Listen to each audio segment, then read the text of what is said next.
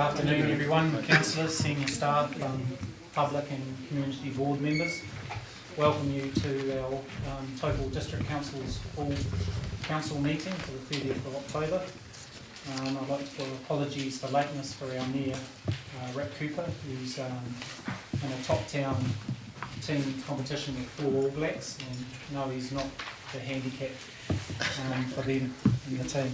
So he'll be along later on and we'll carry on sharing. Councillors, please note that you've got microphones in front of you, so please make sure they're pointing towards you when you're speaking. And also the meeting is being recorded and will be uploaded to the web later. Apologies, we've got Councillor Truman, whose little baby Tama is very sick again, and also apologies for lateness from Mayor Rick Cooper. So can I have a mover and a second of that? Thanks, Councillor. Councillor Johnson and Councillor Kirk. All those in favour? Those against? Carried. Okay, order of agenda, we've got items 11, which is the ice rink, and items 15, which is the bus shelter design and funding. They have been withdrawn, and then also asked by senior staff to move item 14 directly after item 7 to help them present. And then we have a late item. We have an urgent late item to be added to the agenda as the last item to be considered in the confidential section. There's recommendations from the Performance Monitoring Committee meeting held on the 23rd of October 2012. I move that, subject to section 46A(7) of the Local Government Official Information and Meetings Act 1987, that this item be dealt with at this meeting, as it was not available at the time the agenda was circulated, and consideration of the item is a matter of urgency, requiring the decision without delay to enable the Council to meet deadlines, finalising decisions and receive information with agreed timeframes. The item will become agenda item number 28. Can I have a seconder, please? Thanks, Councillor Minister. All those in favour? Those against? Carried. Okay, on to item number 1. We have a presentation from the advocates for the Tongariro River. So I'd like to welcome up Gary Brown, Eric Watson and Mark Cosgrove. Welcome, gentlemen.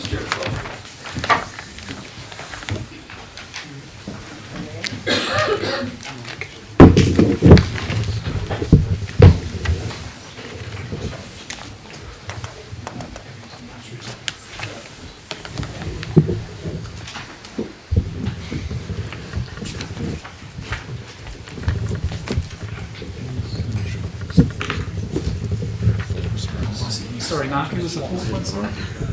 Stuart Crosby's my name. Oh, Stuart. Yeah. And I'm not the Mayor of Tauranga. Kia ora tautu.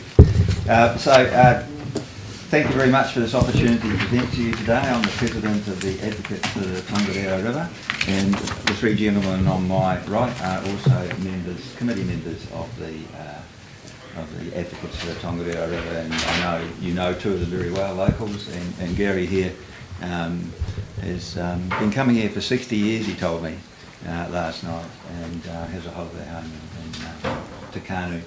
I've had a holiday home here for most of the last 20 years, but right now I'm in between homes. So I'd still come down here because I just love the place. So the purpose of today's presentation is to invite you to participate with us in what we think is a very exciting initiative to look at funding a PhD study on the lake. So we will get on to that in just a moment, but I would just like to pause for a moment and thank you for the funding you've already given us for something else we've been involved in recent times, namely the development of stage 1 of the Tongariro River Trail. And unfortunately I was unable to get to the opening last Saturday. My mother-in-law was having surgery at the very time that this opening was on, so I didn't get. But I'm told that it was a good occasion. There's the cutting of the tube by 4 people that presented as part of the opening, including one of your councillors, the chair of the local community board, Gary Kepper. So thank you for participating in that, Gary. And it's stage 1 of the trail. Yourselves contributed about $80,000 for that, so we're very, very grateful for that money. In all, there's probably been twice that amount put in to make stage 1 a success. So for the third you gave, we leveraged that and got another 2/3, and you've seen the finished result. Now, it's quite ironic, but today we're here asking for the same proportion. We're wanting 1/3 for something that we think is even more significant than the river trail. And we've already got the other 2/3. And we believe that if this PhD can be funded, then the result of that will be profound. It's intergenerational, potentially. So that's the purpose of today's presentation. The format is Gary has been the key person that's been doing the work. It's assisted by Mark to liaise with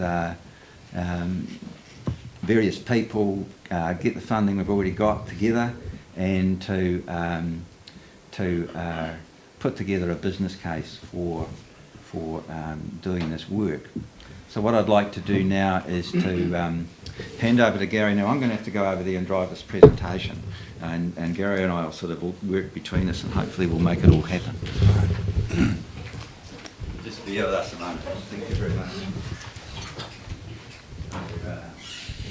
Strange computer. Where's the other set?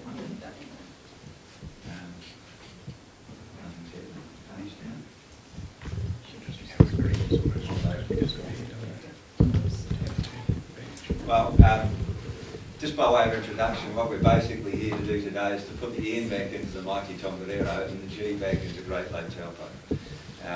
The M certainly applies to the mighty Tongariro. It used to be considered one of the best trout fishing rivers in the world, but the reality now is that it is a way off being. And there's been some good results just in the last couple of weeks, but that's a sort of a temporary aberration. And I spent an hour in hydro pool just an hour ago and got nothing. And that's been the case of most of the other people I've seen out on the river in the last couple of days. And that's just been typical of what has been on fishing here for a number of years now. And we know that something similar is going on with the lake. And of course the lake is the food source of the whole lot of this wild fishery. So it's an interactive system, and it's getting to understand that with good science. That's the whole key of this thing, so we can fix the fishing. So that's the purpose of it. I've already introduced ourselves, and between us we've got 160 years of fishing experience in this area, so it's all anecdotal evidence, that bit. And Dave Lunley was joining us today. I'm not sure if Dave's turned up. He's just here. Oh, okay. He's just coming in. He's just coming in now. Okay, so Apologies. g'day, Dave. Yeah. Just in time. Thank you. So we're very grateful to have Dave here today to support us along the run and help take any questions that you might have. So the formal part of this presentation is likely to last for about 10 minutes or a quarter of an hour, and then the rest of the time is for questions. Gary. Right, thanks Stuart. Mr Chairman and councillors, thanks for the opportunity to make this presentation. I'm sure many of you are as passionate as we are about the fishery and the problems which we've noted over recent times. The purpose of our presentation is to try and improve the sports fishery and either directly or indirectly the economy of the Taupo District, because we feel that the economy has definitely suffered with the downturn in the fishery. As Stuart's mentioned, we've got 2/3 from 2 funding sources, and we're asking the Taupo District Council to provide the remaining 1/3. The 2/3 is comprised of funding from the Farrazin Trust in Lower Hutt in Wellington, and the other 36,000 is from Department of Conservation, which we're delighted to have had the opportunity to have. So, to recap, we're asking the Taupo District Council for 1/3 of the funding. The total cost of the project is 108,000 for the PhD student to do a 3-year study, and so what we're asking you folk is if the Taupo Council can provide 36,000, say 18,000 over two consecutive years, or that amount of funding we could talk about how much per year, but if that's a problem. As we say there, the fishery is in deep trouble, and none of us really know the why, which is why we want to do this study. The interesting thing is that the fishing licence is in significant decline. You know, from a bit over 12,000 annual licences 6 years ago, we're advised by Department of Conservation that that's dropped down to a little over 9,000, which is a 21% drop in full season licences. And that represents something like a 5 million annual drop in the revenue to the local economy, which is a pretty serious situation.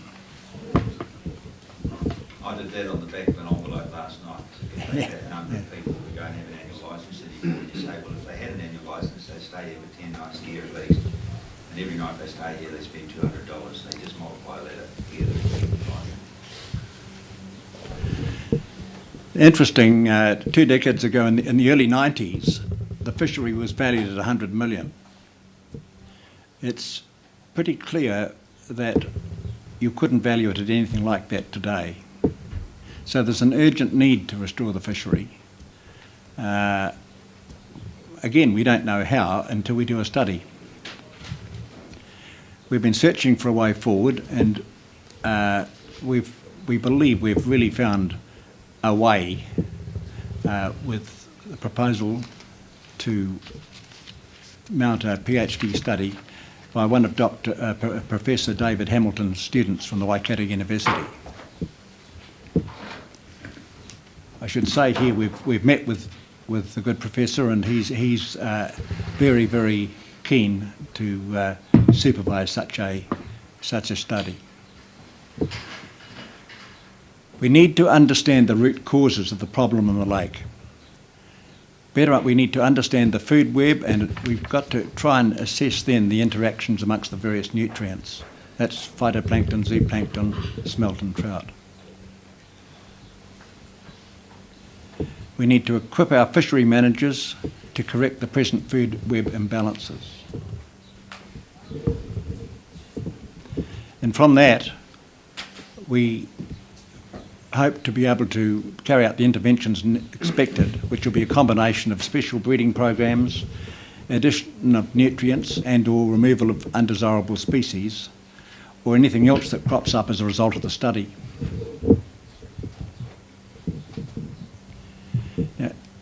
Now, Professor Hamilton is one of the leading freshwater scientists in New Zealand. He's got a worldwide reputation. As it says there, he's got 20 PhDs under his belt. He's got an impeccable track record in supervising applied research. And his track record in delivering a solution to the Lake Ratou problem, which was a pollution problem, the results are there for everybody to see, and that the fishery there has really come away over recent times. He's confident that the Lake Taupo's demise can be reversed. How do we make it work? As I've said earlier on, the budget for the student is $108,000. And as I've already mentioned, we've had $36,000 from the Barrison Trust, $36,000 from the Department of Conservation, and these existing pledges are conditional naturally in securing the final 1/3, because we can't take money from people unless we can make it clear to them that the whole project is in place. We're asking you folk to match the other funders' contributions. It's an investment, as I've already said, of $18,000 in 2 consecutive years, starting next year. We're hoping to start this project early next year. Now, we've got a good track record, we believe, in using and leveraging council funds, as Stuart has already mentioned to you. But we think this is our most significant project this decade, because it's got intergenerational implications for our children and grandchildren. I'm particularly keen to see that my grandchildren enjoy the marvellous fishing I can recall of old in this area. That's it. That's a lot. Well, thanks. Well, thank you, ladies and gentlemen, and we'd be very happy to answer questions if you have some.